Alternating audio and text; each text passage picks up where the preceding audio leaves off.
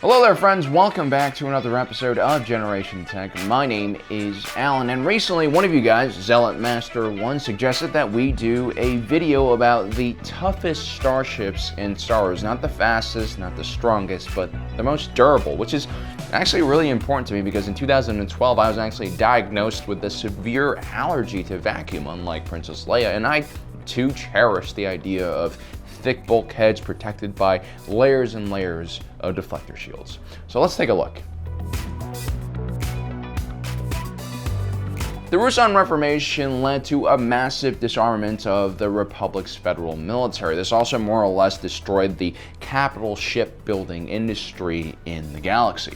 Not only was the demand gone for massive warships, there were actual regulations against battleships and dreadnought-style vessels. The Rendeli Star Drive Dreadnought was one of the largest and most prolific capital ships available in the known galaxy during this relatively peaceful era.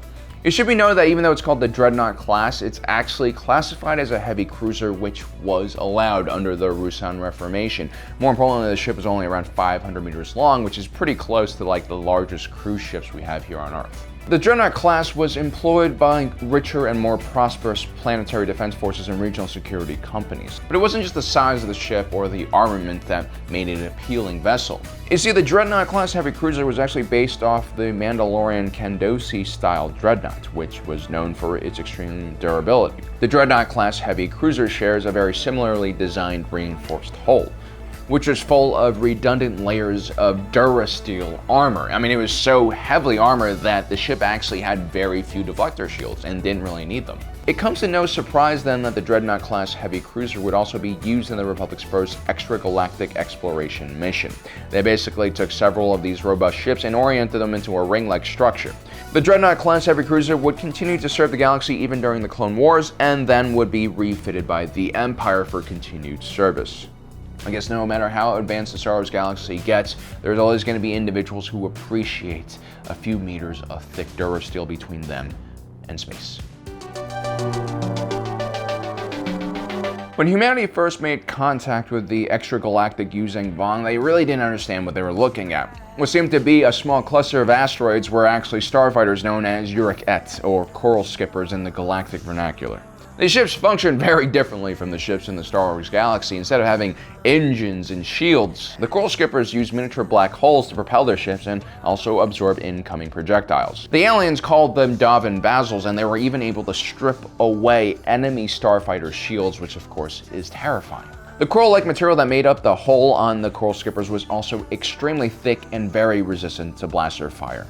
It would actually take several years for the Star Wars galaxy to adapt to these new alien monsters and all of their highly advanced and indestructible bioweapon ships. And who knows, now that Dave Filoni seems to be playing a bigger role in Star Wars, he might even bring the Yuzeng Vong back to Legends, like he's done with so much else. After all, he almost brought back the Yuzeng Vong in one of the episodes of the Clone Wars. One of the most prolific starship designs in Republic history was the Hammerhead. For close to 3,000 years, the main capital ship for the Republic generally featured this unique type of hammerhead-shaped cockpit orientation, which featured a heavy amount of shielding and weapons in front of the ship, which protected the engine and thrusters towards the back of the ship. The design shifted the Republic's tactics more into frontal attacks rather than broadside exchanges. The advantage of this is the Hammerhead's front profile is relatively small and very heavily armed when directly flying towards a target. You have a very distinct advantage against even larger ships if you fly in this manner. In more recent times, Corellian engineering corporations and Rendeli Star Drives have brought back the Hammerhead look, but in Corvette form. Now, these corvettes are about half to a third of the size of the more ancient Hammerhead cruiser capital ships used by the Republic. But they generally have very similar design aspects, including that forward-facing cockpit, which has a high amount of armor, deflector shields, along with many of the weapon emplacements. And so, like the capital ships of old, these Hammerhead corvettes really liked attacking targets head-on, using that slim profile and massive amount of weaponry on the front to their advantage. These ships were mainly used by planetary defense forces for escort duty. Now, during the battle over Scarif, after one Imperial-class Star Destroyer was disabled by a barrage of ion torpedoes, a Hammerhead corvette rushed into action and rammed into that derelict Star Destroyer and pushed it into another one, destroying it. Now, it's really impressive that such a small ship could move such a large ship, but what's more impressive is that the Hammerhead essentially slammed into another ship and did not disintegrate on impact. It just goes to show us that the engineering in this cockpit is excellent. No two Mon Calamari starships are made the same, but they all share one central characteristic, and that is their amazing durability.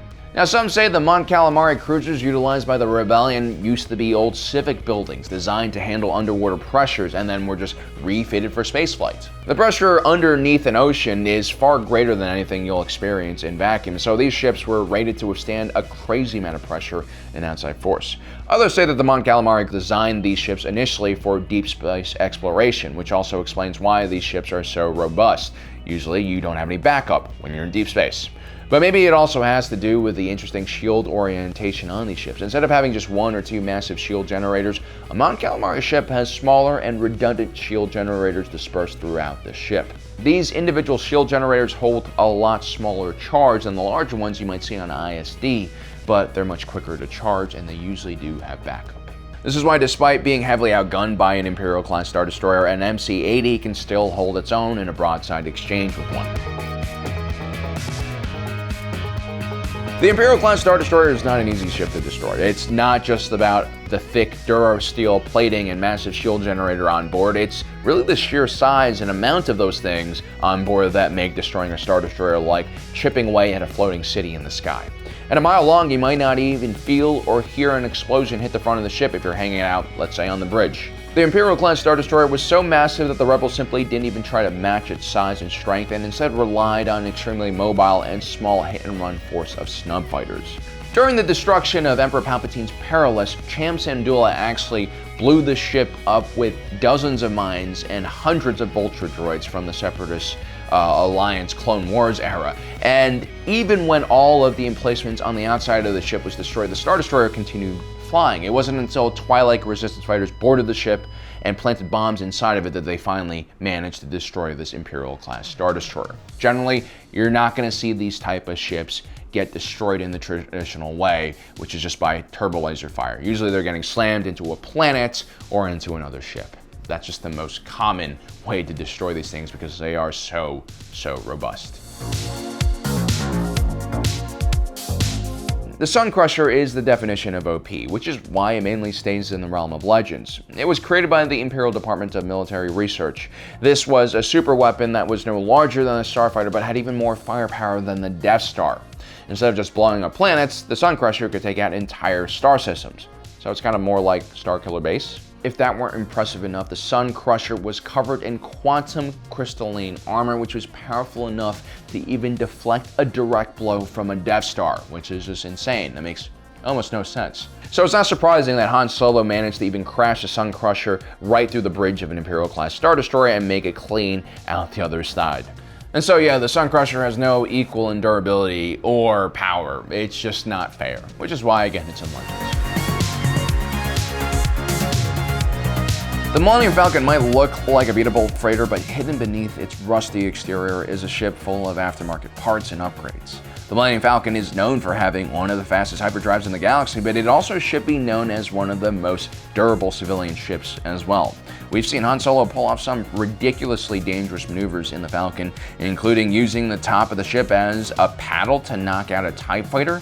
I mean, the first time Rey gets the ship in the air, she even crashes into the ground without compromising the hull. And that's all thanks to Lando Calrissian. I mean, he was the first person to own the Millennium Falcon, and he spent a ridiculous amount of money upgrading this YT-1300 freighter. He basically did the equivalent of spending $100,000 on a Honda Civic. Is it recommended? No, but will it be the fastest Honda Civic in the galaxy?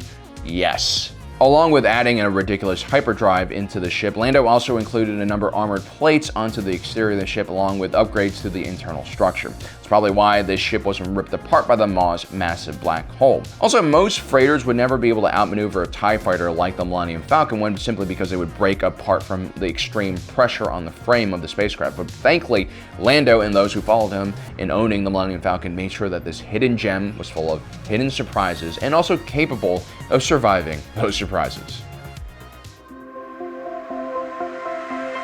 The Malevolence was a massive subjugator-class heavy cruiser that spanned almost 5 kilometers long. Early on during the Clone Wars, this massive separatist ship caused havoc for the Republic by making entire fleets disappear without a trace. This was thanks to the ship's massive ion cannon, which when fired could take out an entire fleet with one shot. But what makes the Malevolence also very impressive was just how durable the ship was. When the Republic finally figured out what was happening, they sent a small wing of starfighters led by Anakin Skywalker to disable the Malevolence's main ion weapon.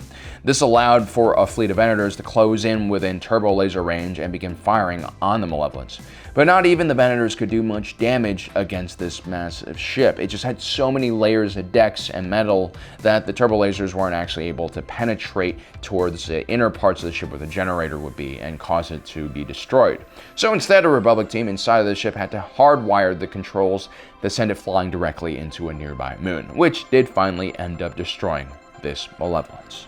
So there you have it, guys. 8 ships that, well, actually a lot of these ships were destroyed ultimately, but they are, I guess, safer ships if you are, someone who's allergic to vacuum like me, or just generally not very trustful of, ship mechanics and engineering. Anyway, let me know in the comment section below if I've missed any of the toughest ships that you guys like. Also, don't forget to subscribe and hit that notification button down below so you don't miss out on the rest of our awesome content. As usual, thanks for joining us today. If you're watching this, you are Generation Tech.